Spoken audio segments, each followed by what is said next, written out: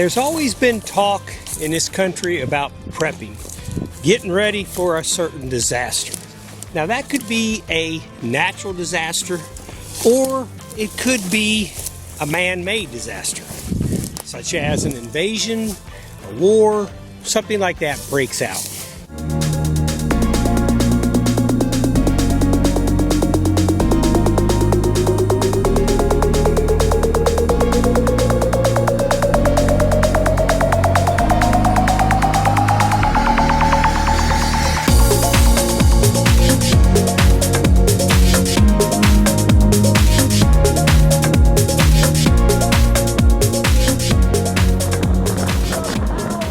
Actually at Land Between the Lakes, and that is in western Kentucky. It's some land that is sandwiched between Kentucky Lake and Barkley Lake. Very nice area, very nice wilderness area. I love it. A lot of places for dispersed camping. It's just a great natural wildlife area. What has really concerned me here lately, you do hear a lot of talk about prepping, being prepared, about making sure that you have everything that you need in case there is an emergency, about having a bug out bag. And that's what I have with me right now. This isn't your basic minimal bug out bag, and this is a Dana design. It's got plenty of room. I can put all kind of things in here. If I needed to pack up and head out into this woods right here and stay as long as I need to stay.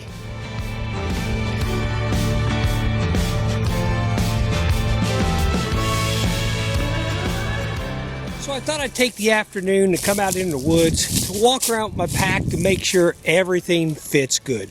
It's been a while since I've had this big frame pack on. You know, you just want to make sure that if something does happen, that you aren't scrambling. You put your pack on, you head out into the woods, and it just fits horrible. You just want to make sure everything works okay, and you want to make sure your pack is all ready to go. Now, what has concerned me, and this is a big concern, is there's always been talk about prepping going on in the United States. But here recently, something has really caught my eye. The retired military people that are starting to talk about a possible problem with the military and with the 2024 election coming up. Now, it almost seems unfathomable to me that anybody in the military would not follow the instructions of the President of the United States. You also, on the other hand, have to realize these are actually retired military people that are starting to talk about this, that are majorly concerned. So stop and think about that a minute. What are we talking about here? In fact, what are we talking about as far as bugging out goes? My plan was always to, if things got bad, things got really, really bad, and let's say the grid went down, we were invaded, something just horrible happened. My plan was always to throw everything I had in the Jeep and head straight up into the North Country, straight up in the UP of Michigan, and just disappear in the vast wilderness up there. The scrub land, be almost impossible to find people up in that area. There's a lot of people up there, a lot of good people up there, and I just figured that that would be the way to go. Part of my reasoning for that plan also, most people, I would think, especially if it's winter or the colder climates, are going to head south. I think all my brothers and sisters down south better prepare, because I think there's going to be a vast exodus your way if something bad happens.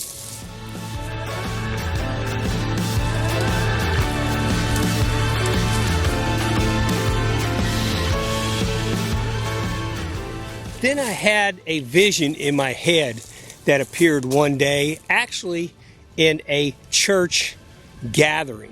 I was sitting at Mass, and it was, it was probably about 7:30 in the morning. It was one of the very early Masses. Now, anybody that ever goes to church and goes to a Mass realizes that at 7:30 in the morning, who is there? All your older folks are there. And when I say older, to me, older is 70, 80-year-old folks. I'm older to a lot of people, and that's okay. Sitting there, supposed to be paying attention to what the priest was saying. Instead, my mind started wandering, and I started looking around, and I started to realize, wow, if something really did happen, am I really going to pack everything up and head up north and survive and concentrate on myself and my family? What about all these people? What about all these older folks that are just going to be, well, no other way to put it, probably lambs at slaughter? I mean, they're defenseless. What is going to happen to all them? And is there going to be anybody left behind that is going to help protect the older folks? So the more I thought about that, the more I realized, you know what? I'm probably not going to head into an isolated place where nobody can find me. I survive, yet I know family, friends, older folks, my community is just being wiped out. Not a good scenario. Not a good scenario to me at all. The more I thought about it, I thought, okay, I'm going to have to fight. I mean, there's got to be people that are going to be left behind that are going to have to fight.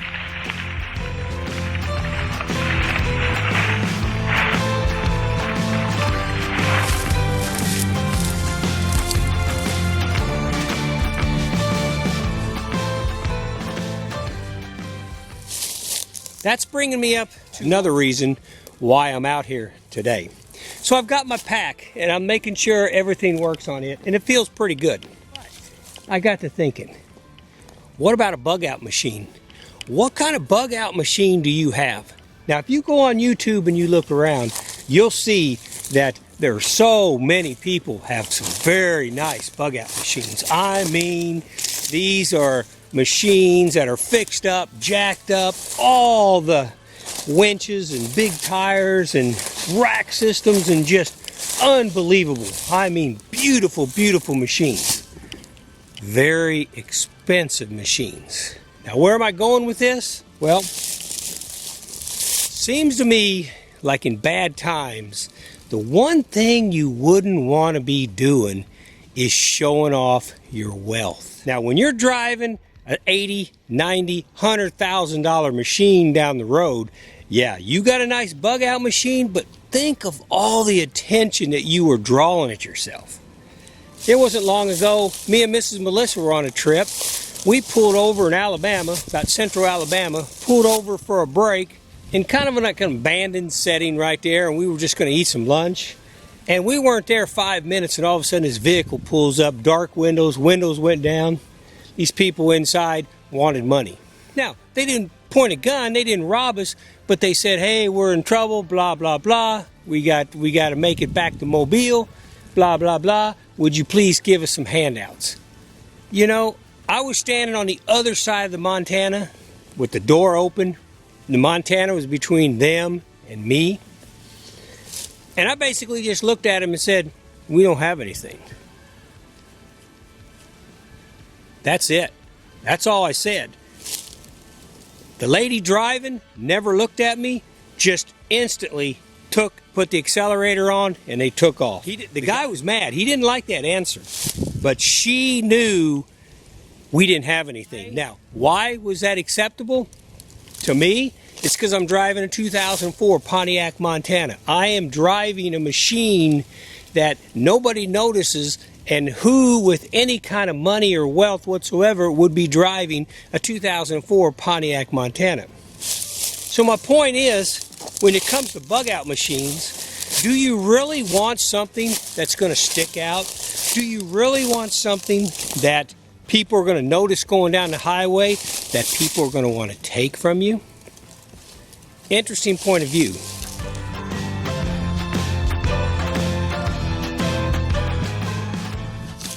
And then when it comes to bug out, a couple other things that I've been thinking about. And I process stuff like this all the time. Anymore, with all the infrared detectors, night vision and all that, to me it's almost going to be hard to hide out in the woods anymore, especially if there are people actively looking for individuals out there. Any kind of flyover is going to show an infrared person in a shelter. Now maybe if you had some kind of an underground shelter, maybe if you were in a cave, maybe if you had some kind of special material on the shelter that deflected the infrared, and infrared is probably even old school. There's all kind of new stuff out there. So really when you're out there, they're going to find you. Somebody is going to find you because you're going to stick out like a sore thumb. Speaking of sore thumb, got a band-aid on mine right here. A sore thumb because you're the only one out there, right? Now think about something just for a minute. If that's the case, where could one go that wouldn't happen? That brings me to the conclusion. Urban. Urban. Look at all the people in an urban surrounding. It would be impossible to try to pick you out unless you've done something and they're looking for you. For instance, like you'll see the police, if they're chasing somebody through the city and they run into a neighborhood or something, a helicopter up above, they're looking for that individual right there and they know where they're at. But just to pick you out in a series of all kind of thousands and hundreds of thousands of people would be unusual, as long as you keep yourself clean, as long as you don't draw attention to yourself. So I put those pieces of the puzzle all together, and it comes up, in my mind, it comes up, okay, if I'm going to have a bug out machine, what kind of bug out machine do I really want? What would work the very best for all situations? Because I really don't know. At this point, I really don't know if I am going to bug out into the country, if I'm going to go into the deep wilderness, or maybe if I'm going to help protect those that are helpless, that need it, maybe I'm going to be more in a city environment. Now, if you've got one of them gigantic bug out machines with the big 4-wheel drive tires that'll drive over boulders, hey, that's great, but really, in a city? Do you need that in a city?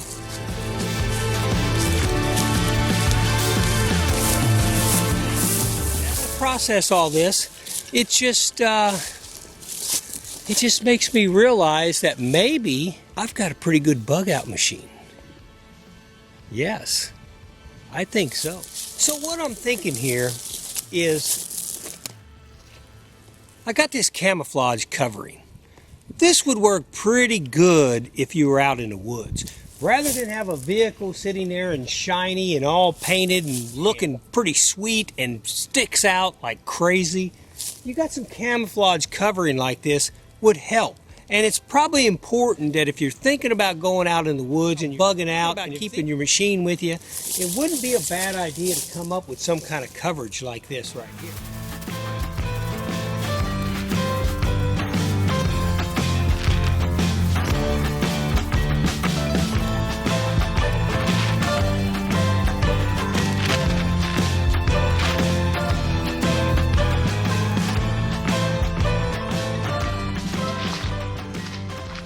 Let me show you what kind of bug out machine that I think works pretty good. Now, right off the bat, the one drawback with the Pontiac Montana, the 2004 Pontiac Montana, is this one is only front wheel drive. Now, they did make this model in an all-wheel drive, and I wish I had the all-wheel drive, and I actually think about it every once in a while, going around checking to see if I could find one in a salvage yard that has the all-wheel drive system on it and swapping them out. I may actually do that someday because I really am finding out that this 2004 Pontiac Montana is really the ultimate travel machine. It is so comfortable. It's like going down the highway, sitting in a lazy boy. I can sleep in it, I can live in it, I can stay in it, I can work in it. It makes for a perfect remote office for me. Me and Mrs. Melissa actually took our dogs the other day and went on a hike, and it was so nice. They had the whole back to walk around. It's just a pretty nice machine. And like I've always said from the very beginning, right when I bought it, it's like a ghost. Nobody notices a Pontiac Montana, a 2004 Pontiac Montana going down the road. It's just beautiful when it comes to being incognito. I can camp in a Walmart parking lot, pull in, I've got a small bathroom inside. I don't even have to get out of the vehicle. I can pull in, shut my curtains, get a good night's sleep, open it back up, take off the next day. Nobody even knows I was there. Nobody even looks at it when they drive by because I'm on the inside and I can see out. Nobody notices it. It's perfect. But let me show you the inside. Oh, by the way, here is that Dana Design TerraFrame. Pretty nice pack right here. They don't make them anymore. I got this pack back in 2000. It's kind of like almost a collector's item now, with the little guy hiking right here and running through and everything. But this is a nice big pack. You can put a lot of things on it. It's got a frame to it, which means that if I needed to take this pack off and pack a bunch of firewood out of the woods, I could do it. I could even carry a person if they got hurt, make a sling, let them sit on it, get it on my back, walk out. You can carry a lot of pounds. I've actually backpacked with this before for an extended week trip and had close to about 75, 80 pounds in it. Now, anymore, I wouldn't take that much. My equipment these days are getting lighter and lighter. It's capable of carrying that much weight, no problem. But let me set that aside for just a second and let me show you the inside of the 2004 Pontiac Montana. Now, anybody that follows my channel knows the Pontiac Montana already. And if you don't, go to the playlist, the 2004 Pontiac Montana, and I've got everything that I've done to it, all the repairs and the custom work that I've done to it. I almost have a video on every one of them. Check it out.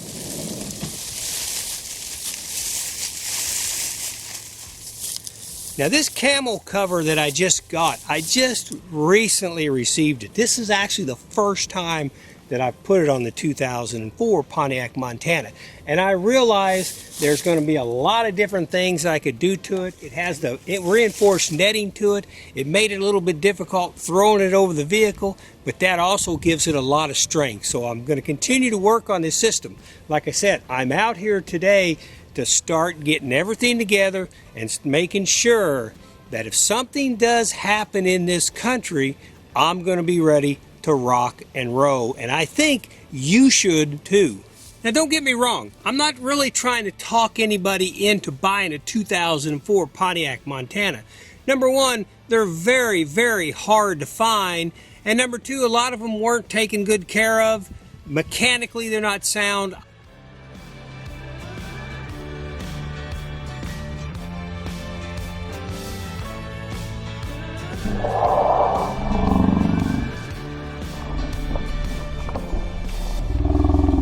I just happened to luck out, and I think what I found was a very nice one. But any kind of van that you can find makes a pretty good road machine. What you'll see on a lot of campgrounds these days and dispersed camping, and I notice I'm on the road all the time, is you have your big Mercedes, you have your big Ford vans, transit vans, and there are several other. Dodge makes ones, the real tall ones, the real big vans. Those are pretty nice. Now, they give you a lot of room in them. The bad thing is you do sacrifice the incognito factor going down the road. I notice them like crazy. They're everywhere, and I can tell you if I see them in a parking lot parked that somebody's probably staying in them. Now, a lot of people use them for work, but I think a lot of people think that somebody thinks that's just a work vehicle sitting there, but people catch on pretty fast what's going on with the van life, and they know people are staying in them all over the place. They're all over the country right now. Those are nice, gives you plenty of room. I'm talking about a bug out situation where things have gotten really bad, and the last thing you want to do is draw any attention to yourself whatsoever.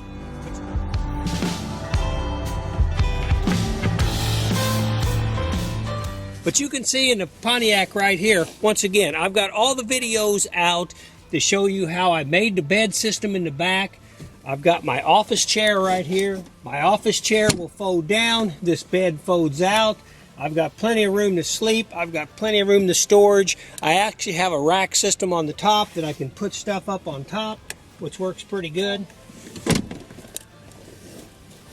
all in all, you know, it's just something to think about. As you're orchestrating your bug out plan, just think about that. It's not just about a backpack. It's about what kind of machine are you going to be in that's going to take you somewhere. For instance, right now, I'm here at LBL, Land Between the Lakes. I've pulled off onto an off-road, and then I pulled off into an off-road off the off-road. Pretty nice. Now, I wouldn't want to get in any mud. I'm always careful that I'm not going to get the Montana stuck. If it was four-wheel drive, I wouldn't worry about it, but it's not, so you have to pay attention to things like that.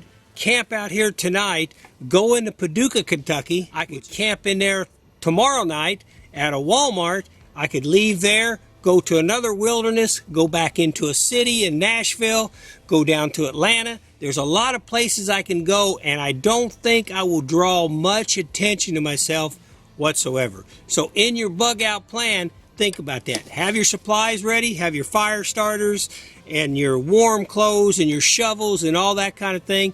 But also, very important, you keep in mind, you don't draw attention to yourself.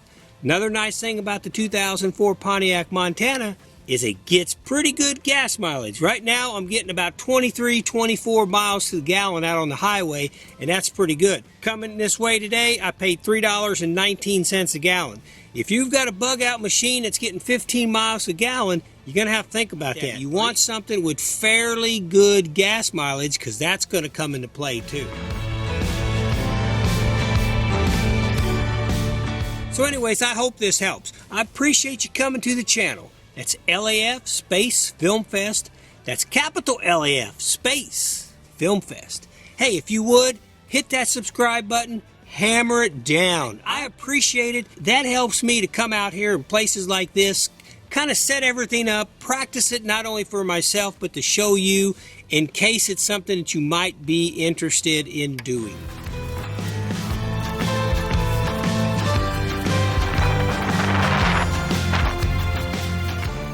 Got some leaves mixed into it, but heck, makes it that much more authentic.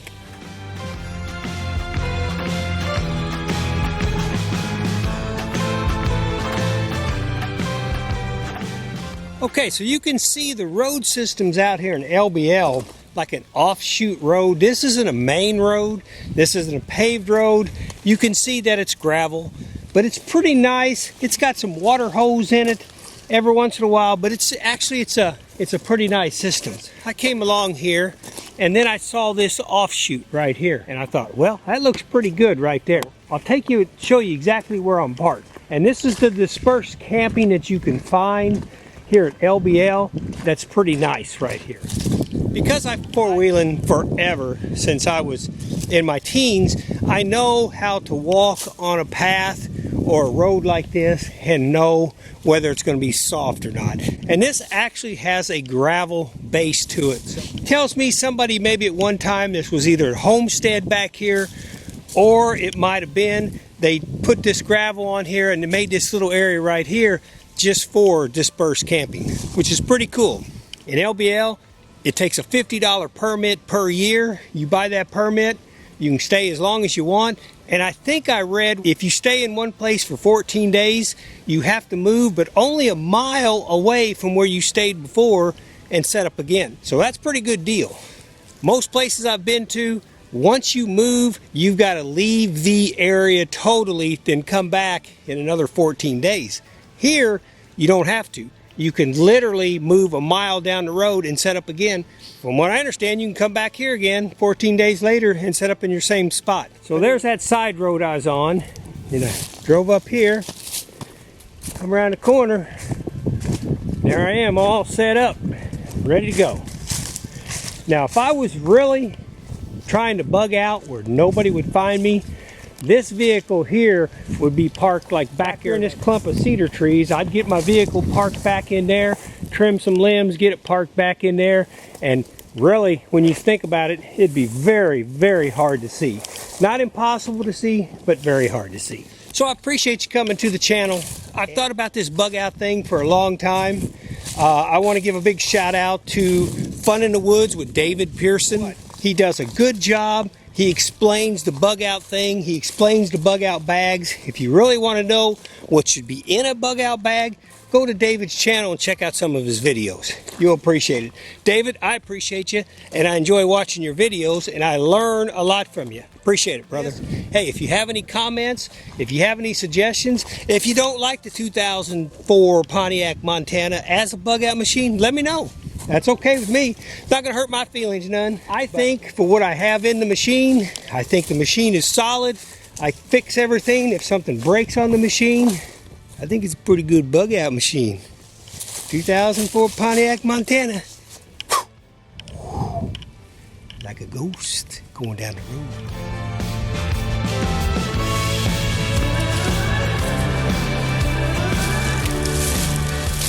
So we were talking earlier about having the camo cover on the 2004 Pontiac Montana. Works pretty good in a wilderness situation. But what we didn't discuss is when you talk about the urban setting, what is the best camo to use? Let's say a downtown Atlanta, downtown Orlando. How about downtown Portland? What's the best way to disguise yourself when you do that? Well, let me show you. There you go. That's it. In a situation like that, I might take the rack system off the top. The rack system draws attention. But besides that, that is camo, is unconspicuous, is nobody is going to pay much attention to the 2004 Pontiac Montana. What's your bug out machine? What's your bug out bag? I think we got to have a plan. I hope those predictions about retired military people, I hope they prove to be nothing. I hope they prove to be false, a hyper sense of awareness, but nothing really comes at it. Because I do not want to see this great country of ours fall apart. I'd like to see us unite and be strong. Because we're Americans. We need to be strong. We need to stick together.